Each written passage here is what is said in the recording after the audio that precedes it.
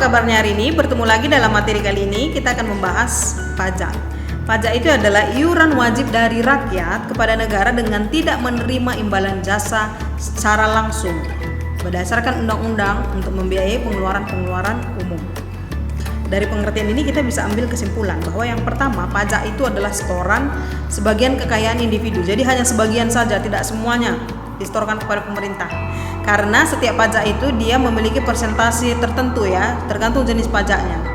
Jadi kita akan bayarkan sebagian kekayaan kita kepada negara. Sifatnya dapat dipaksakan, itu yang kesimpulan yang kedua. Dapat dipaksakan dan terus-menerus dan tidak mendapat prestasi secara langsung atau imbalan secara langsung. Artinya gini, pajak itu dia jika tidak dibayarkan, dia bisa dikenai sanksi. Artinya dia dapat dipaksakan. Sanksinya bisa berupa denda atau bisa juga berupa sanksi pidana. Untuk kasus tertentu ya, dia bisa ke ranah pidana kalau tidak dibayarkan. Karena sifat pajak itu dia dapat dipaksakan.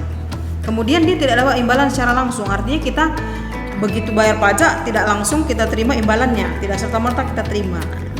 Kita terima dalam bentuk yang lain. Misalnya kita nikmati dari jalan raya, kemudian kita nikmati fasilitas umum yang disediakan pemerintah, misalnya seperti perpustakaan daerah dan lain sebagainya. Itu semua didanai dari pajak yang sudah kita bayarkan. Jadi pajak ini tidak memberi imbalan langsung, tapi tetap dapat kita rasakan manfaatnya gitu ya.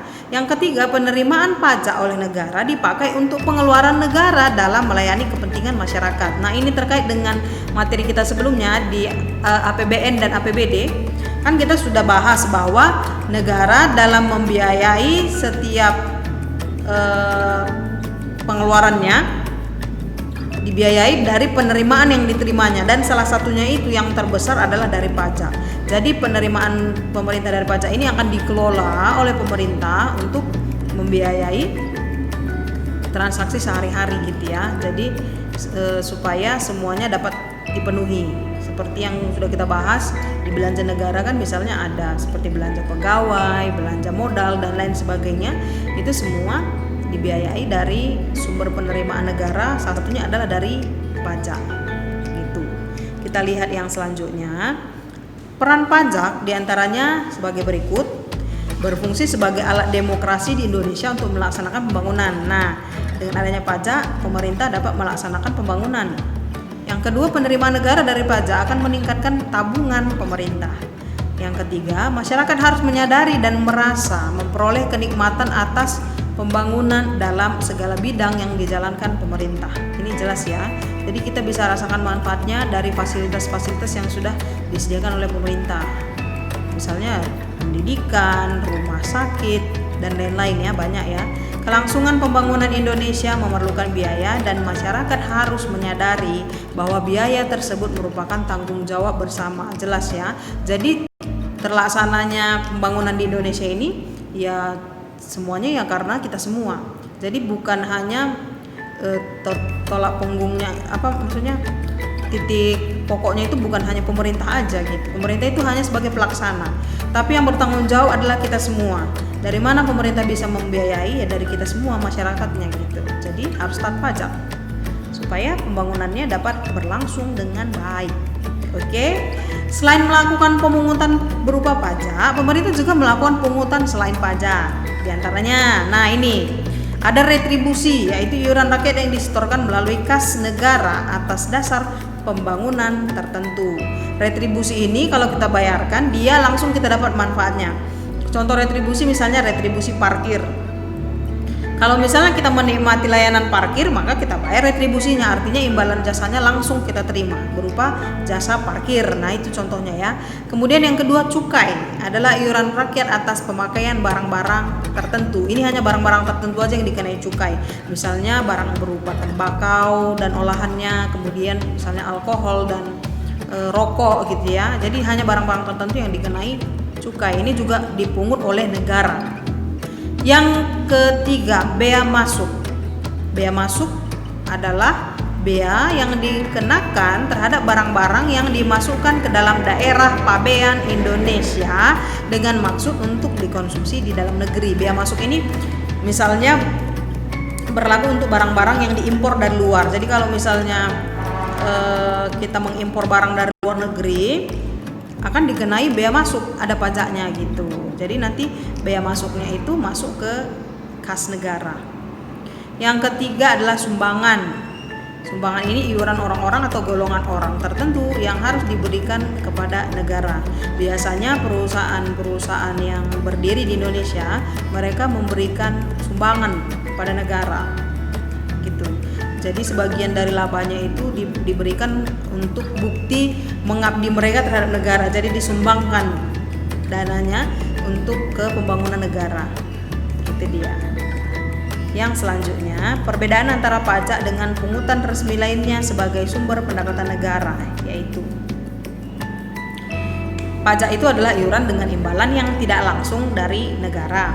Sementara kalau pungutan resmi lainnya yang tadi itu iuran dengan imbalan yang langsung dari negara, jadi ada imbalannya langsung. Kemudian pajak dapat dipaksakan. Kalau pungutan resmi lainnya tidak ada unsur paksaan, jadi hanya jika kita menggunakan fasilitas yang diberikan. Contoh tadi seperti yang saya bilang, kalau misalnya kita menggunakan layanan parkir, berarti kita wajib bayar pungutan tersebut kan, retribusinya kita bayar. Tapi kalau misalnya kita tidak menggunakan layanan parkir, kita tidak perlu bayar retribusi. Beda halnya dengan pajak. Kalau pajak itu memang dia sifatnya dapat dipaksakan. Yang ketiga, berlaku untuk seluruh rakyat tanpa terkecuali. Jadi semuanya tanpa terkecuali gitu. Sementara untuk pungutan resmi lainnya, dia sifatnya pengenaan terbatas pada mereka atau orang-orang tertentu. Jadi tertentu aja gitu ya. Kalau misalnya contohnya tadi kan pungutan lain cukai, berarti yang dikenai cukai ya hanya pada barang-barang tertentu kan. Tadi sudah disebutkan, misalnya pada barang tembakau dan olahannya gitu ya, dikenai cukai. Jadi kalau tidak barang-barang yang dikenai cukai ya dia tidak perlu bayar. Itu artinya dia sifatnya terbatas, tidak seluruh. Yang keempat, prestasi atau imbalan diterima oleh seluruh rakyat. Jadi walaupun tidak diterima secara langsung, tapi diterima oleh seluruh rakyat, dirasakan manfaatnya oleh seluruh rakyat. Sementara itu, kalau untuk pungutan resmi lainnya, prestasi atau imbalan diterima oleh golongan tertentu atau orang-orang tertentu. Bagi orang-orang yang membayar pungutan resmi itu, dia mendapat imbalan. Bagi orang yang tidak, ya tidak menerima prestasi atau imbalannya. Itu dia. Fungsi utama pajak bagi pemerintah. Nah, jadi fungsi utama pajak bagi pemerintah itu ada beberapa. Yang pertama, fungsi anggaran. Fungsi anggaran pajak merupakan sumber pemasukan keuangan negara yang menghimpun dana ke kas negara untuk membiayai pengeluaran negara atau pembangunan nasional. Jadi fungsi anggaran ini untuk membiayai pengeluaran negara yang sudah kita bahas di materi APBN dan APBD. Di situ sudah lengkap semua tentang apa saja yang dibiayai oleh negara. Yang kedua adalah fungsi mengatur. Pajak digunakan sebagai alat untuk mengatur atau melaksanakan kebijakan negara dalam lapangan ekonomi dan sosial. Jadi mengatur kebijakan-kebijakan itu, pajak juga mengambil andil di situ ya. Yang ketiga, fungsi pemerataan. Pajak mempunyai fungsi pemerataan, artinya dapat digunakan untuk menyeimbangkan dan menyesuaikan antara pembagian pendapatan dengan kesejahteraan masyarakat. Oleh sebab itu, pajak ini biasanya digunakan untuk melakukan pembangunan supaya terjadi pemerataan. Misalnya dibuka lapangan pekerjaan baru dan lain sebagainya, itu tujuannya supaya terjadi pemerataan di Indonesia dari Sabang sampai Merauke. Jadi yang menikmati bukan hanya golongan-golongan tertentu saja, tapi dapat dinikmati oleh seluruh rakyat Indonesia dimanapun berada. Jadi dari Sabang sampai Merauke semua dapat merasakannya. Gitu dia. Kemudian jenis pajak ditinjau dari pemungutannya itu ada dua, pajak langsung dengan pajak tidak langsung. Kalau pajak langsung itu artinya tanggung jawabnya tidak dapat dialihkan kepada orang lain. Jadi kalau misalnya kita ambil contoh pajak penghasilan gitu ya, pajak penghasilan A yang harus menyetorkannya ke pemerintah ya si A. Dia tidak dapat dialihkan tanggung jawabnya. Beda halnya dengan pajak tidak langsung. Kalau pajak tidak langsung boleh dialihkan.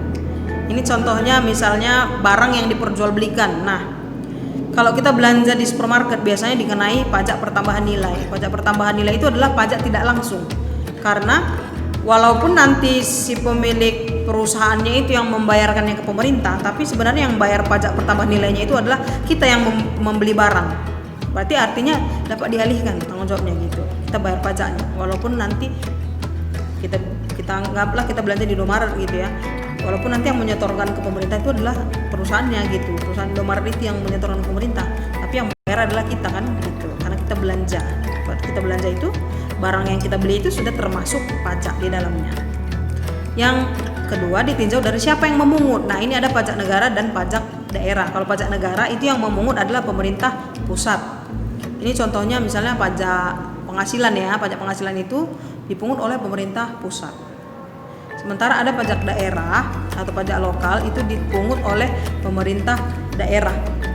Apa contohnya pajak daerah? Misalnya reklame itu adalah dibayar ke pemerintah daerah itu. Kalau kalian lihat di kota biasa ada reklame gitu ya, itu kan dikenai pajak. Itu dibayar ke pemerintah daerah dan lain sebagainya ya. Ditinjau dari objek yang dikenakan. Nah, ini ada pajak subjektif. Kalau pajak subjektif itu adalah dilihat dari orangnya. Jadi kalau pajak penghasilan itu kan orangnya gitu ya. Kalau pajak objektif dilihat dari objeknya. Jadi kalau misalnya kendaraan bermotor, itu kan yang dilihat adalah kendaraannya, bukan dilihat dari siapa pemiliknya. Jadi misalnya kendaraan itu milik si A, yang dikenain pajak adalah kendaraannya, bukan si A-nya, gitu maksudnya. Artinya dia pajaknya objektif. Oke, untuk contoh-contoh lainnya dapat kalian cari lebih lengkap dengan browsing di internet ya.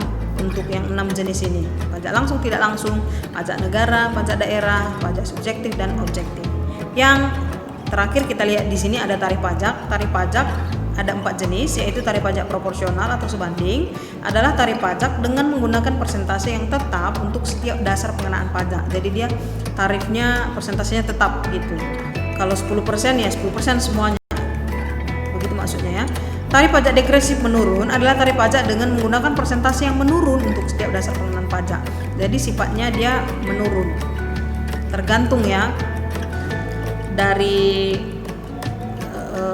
pajaknya, tergantung dari apa yang dikenakan gitu. Jadi dia persentasenya semakin menurun. Untuk yang ketiga, tarif pajak konstan atau tetap adalah tarif pajak yang tetap untuk setiap dasar pengenaan pajak atau besarnya pajak yang dibayarkan jumlahnya tetap. Dan yang terakhir, tarif pajak progresif atau menaik adalah tarif pajak dengan persentase yang semakin meningkat untuk setiap dasar pengenaan pajak. Nah, ini contohnya misalnya kalau pajak penghasilan itu sifatnya progresif. Jadi semakin besar penghasilannya, maka pajak yang dikenakan terhadap dia semakin tinggi. Begitulah dia untuk tarif pajak ini. Sampai di sini materi kita hari ini. Sampai ketemu di materi selanjutnya. Tetap semangat, tetap jaga kesehatan. Bye bye.